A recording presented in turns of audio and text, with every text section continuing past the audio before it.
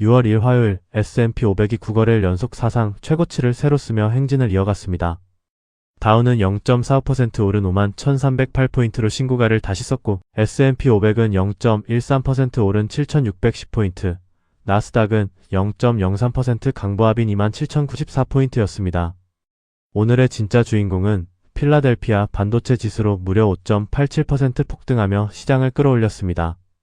HP가 2018년 이후 가장 큰 어닝비트를 내놓으며 20% 넘게 급등했고 유럽 반도체 STM도 데이터 센터 매출 가이던스를 5억 달러에서 10억 달러로 2배 상향하며 사상 최고치를 갈아치웠습니다.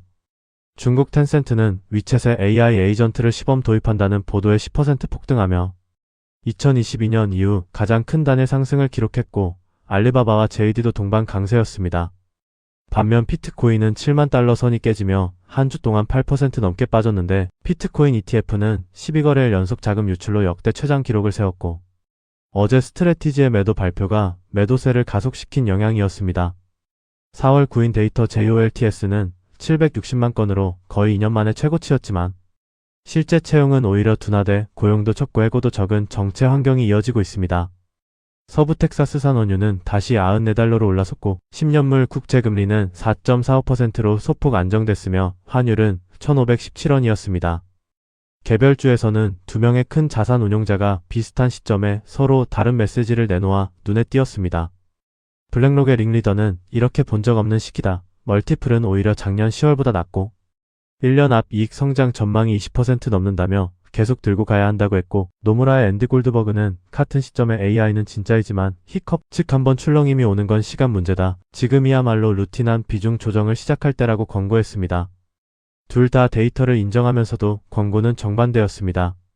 이런 가운데 알파벳은 어제 발표한 800억 달러 자본 조달의 영향으로 단기 눌림이 있었고 버크셔 매입가인 350달러대까지 내려왔다 반등했습니다. 마이크로소프트 AI CEO는 헬스케어가 AI의 가장 중요한 응용 분야가 될 것이라고 강조했고 웰스파고 측은 AI 지출은 어마무시하고 계속 이어질 것이라며 큰손들의 합류를 짚었습니다. 한편 내일은 브로드컴과 크라우드 스트라이크의 실적, ADP 고용, 서비스, PMI, ISM 지수 발표가 줄지어 있습니다. 매매일지입니다. 오늘은 알파벳 비중을 늘렸습니다. 어제 발표된 800억 달러 유상증자로 단기 눌림이 나왔을 때 버크셔가 받은 350달러대와 가까워서 매수했습니다. 엔비디아, 테슬라와 함께 코어 비중 10%의 목표입니다. 피트코인 ETF인 FBTC는 추세선 하단에 닿아 분할 진입했습니다. 메모리와 CPU 쪽에서 추세 좋은 마이크론과 웨스턴 디지털, 샌디스크, 인텔, 델, AMD를 각각 한 주씩 추가했습니다. 오늘 배운 점은 S&P 500이라는 인덱스 자체가 더 이상 분산이 아니라는 사실입니다. 노무라의 앤디 골드버그가 오늘 짚은 숫자가 있습니다. S&P 500은 이름 그대로 500개 회사로 만든 지수입니다. 그런데 그 안에서 시가총액 상위 7개, 흔히 매그니피센트 7이라 부르는 마이크로소프트, 애플, 엔비디아, 아마존, 알파벳, 메타, 테슬라가 차지하는 비중이 무려 34%입니다. 역사상 단 7개 종목이 인덱스의 3분의 1을 가져간 적이 없었습니다. 왜 이렇게 됐을까요? AI 호황이 진짜라고 분석합니다.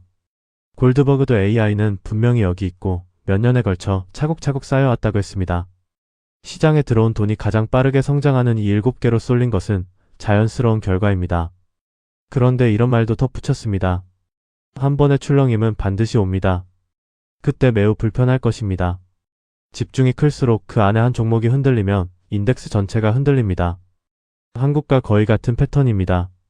한국은 삼성전자와 SK하이닉스 등 반도체 두 종목이 시가총액의 55%, 미국은 매그니피센트 7이 인덱스의 34%입니다. 두 시장 모두 한 가지 테마의 호황이 만든 집중이라는 점이 같습니다. 여기서 두 가지를 기억하려고 합니다.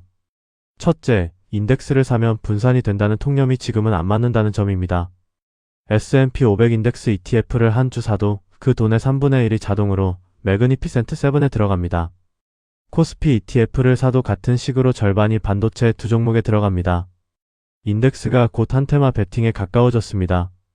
둘째, 그래서 집중이 클수록 루틴한 비중 조정이 더 중요해진다는 점입니다.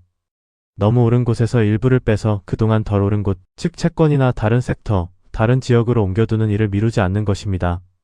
큰 자산 운용자들이 이걸 리밸런싱이라고 부르는 이유는 장세가 좋을 때가 가장 어려운 결정의 시점이기 때문입니다. 오늘 공부는 여기까지입니다. 성투하세요.